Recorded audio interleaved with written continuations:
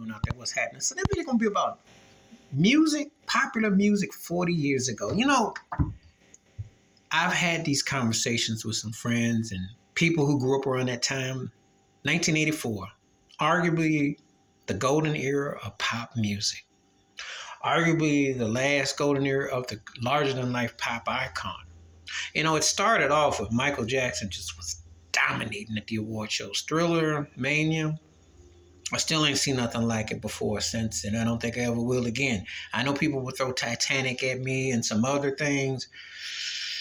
It was unlike anything. It was surreal, Michael Jackson was so big that you almost kind of forgot you were black for a moment. I mean, you almost forgot about what was going on in the world. I mean, he had such a grasp. He was the most dominant artist of my lifetime. It was incredible.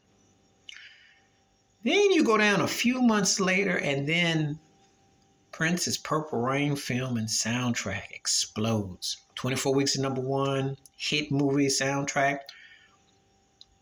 That became Prince Revolution, that whole thing. That was huge. That was an iconic moment for him. He won all kinds of awards. He was dominant. He was doing the thing up. With the time, with She Lead, the Minneapolis Sound, Prime Peak, commercial, you name it, huge.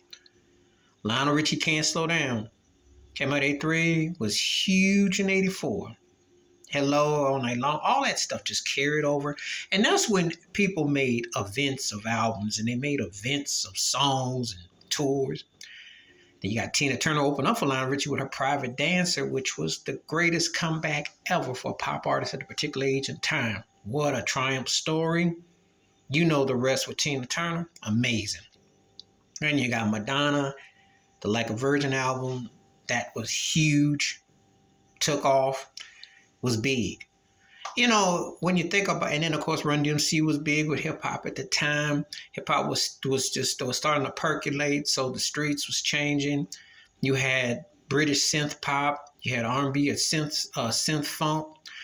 You call it Jerry Curl funk. You had a lot going on. Pop rock. You had a real intriguing storyline. The last Van Halen album with David Lee Roth, 1984, ironically. And that was huge for them.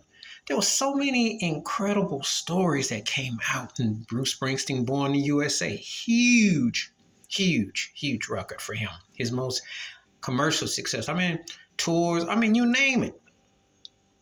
Cyndi Lauper was big then with She's So Unusual, all that just was big. You can name so many acts and artists that were larger than life. That particular year in particular was like romanticized of this larger than life thing. And it happened 40 years ago. And I always think about the magicalness of 1984 because a late friend of mine, we used to talk about it. He used to ask me, he said, man, 1984 was magical. It was like a incredible pop, something in the stars. And I said, yeah, when you think about it, you had these big, larger than life acts. And I just ask anybody who's around 84, what do you remember? How does it reflect? Do you think it was the greatest year in popular culture music? Or, now I'm more of a 70s R&B and I love the old school stuff.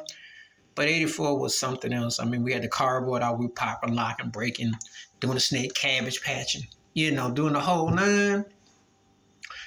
And to me, after that particular time, it got real beige and the music fell out until New Jack Swing came along, and then later on with Teddy Riley and Bob Brown and Keith Sweat and all that and guy, and then the hair bands until Guns N' Roses came along, some of that, and then you had some other artists that came along, but that particular time was something else. It was something magical about 1984, something magical.